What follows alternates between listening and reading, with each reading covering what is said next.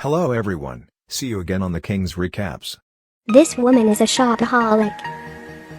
A real delicate fan for nice shoes. Picking clothes with sisters. By the way, have an afternoon tea. After eating desserts, try some champagne. She is Mary, a great actress in history. Austria in 1768 must be maintained by marriage. She is Mary, a great actress in history. Being with France is good for the world. Mary, who is only 14 years old, was sent to marry. She is the youngest and most beautiful princess in Austria.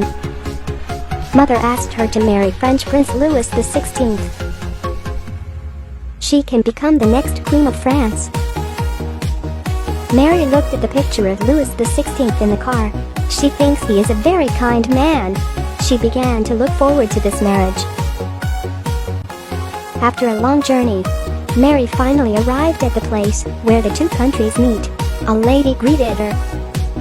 This will be her later butler in the French royal family, and let her bid farewell to Austria. So Mary obediently changed into French court clothes. From this moment on, she is no longer a princess of Austria. Instead, start a new life as the French crown princess.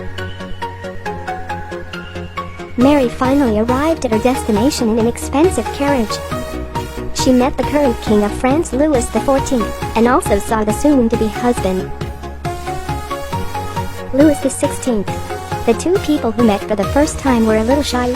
Fortunately, both parties are very satisfied with this marriage.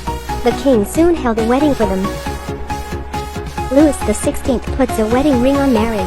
Their lives are about to usher in a new stage. Many nobles came to the wedding room to wish them an early son. However, the next day, the king learned that nothing happened to them last night. Sleeping Mary was awakened by the sun. She saw the butler bringing a large group of noble ladies to perform the morning dressing ceremony for her. And only princesses and women who are related by blood only qualified to change her outfit. The newcomer Mary was a little overwhelmed by his clumsy learner. After these court rituals, she came to the table to have breakfast, but drank the mouthwash by mistake. It seems that she is very ignorant of etiquette. In order to hide the embarrassment, he took the initiative to chat with Louis XVI next week. But he seems to be a bit bad at words. During dinner, the nobles chatted with each other. Some people pity Mary for being a widow at a young age. It turned out that Louis XVI had a hidden illness. Mary asked the butler curiously, "Who is the woman beside the king?" The housekeeper coughed twice. "Tell her gently, it's Mrs. Furin, the king's mistress, and the noble ladies are not willing to talk to her because her identity is unclear." At night, Mary couldn't sleep holding the quilt because Louis XVI even let her stay alone. The next day, the butler learned from the king. It turns out that Louis XVI went hunting last night. After understanding the reason, Mary went to the hunting ground with Louis XVI. The mother in Austria learned the news that Mary had not consummated. She wrote to tell her to get pregnant as soon as possible. Only by giving birth to children can her position in the royal family be secured. So Mary took the initiative to approach Louis XVI. It's a pity that he seems to be a little confused.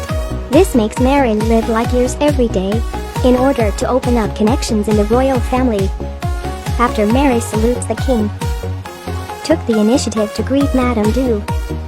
This made the king very happy because she knows the other noble ladies have never looked at their own reconstruction.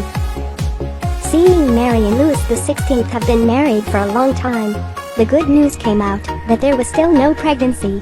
The impatient king sent an army doctor to examine Louis XVI. However, there seems a problem afterwards, since he can't have his own children.